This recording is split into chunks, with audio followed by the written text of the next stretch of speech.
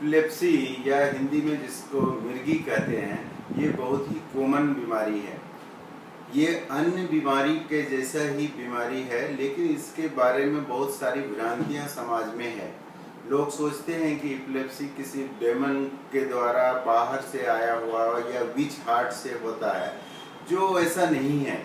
Epilepsy अन्य बीमारी जैसा ही बीमारी है, जिसमें कि कुछ सेकंड के लिए ब्रेन एबनॉर्मल हो जाता है और वो एबनॉर्मलिटी के वजह से किसी को हाथ पैर में झटके आते हैं, किसी को बेहोश हो जाते हैं। ऐसा होने पर आदमी को घबराने का जरूरत नहीं है। उस समय चाहिए कि उसको जो है आराम से ऑक्सीजन लेने का, उसके मुंह में कुछ भी देने का नहीं, पानी वगैरह नहीं देने का। और वो यूजुअली फिट्स जो है, जो 1 मिनट के अंदर ही कंट्रोल हो जाता है। अगर फिट्स ज़्यादा जैसे 5 मिनट के बाद तक भी कंटिन्यू है तो तुरंत हॉस्पिटल को रश करना होता है।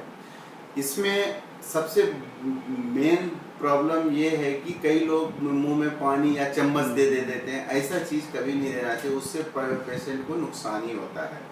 एक बार आपको पता चल गया कि हमको एपिलेप्सी है, सही डॉक्टर के पास आपका इलाज होना।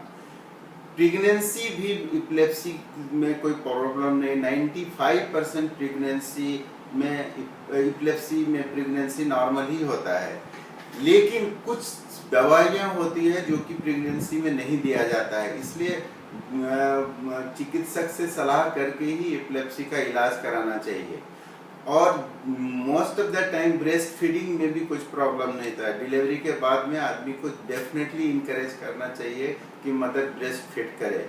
इसलिए इन एपिलेप्सी के बारे में अगर आप अच्छे तरह से जानते हैं तो आप स्वस्थ लाइफ नॉर्मल आदमी के जैसा गुजार सकते हैं। इसलिए मेरा यही विनती है कि जिस चीज़ के बारे में आपको जानकारी नहीं हो उसके बारे में पहले जानो और उसके हिसाब से अपना एक्शन लो।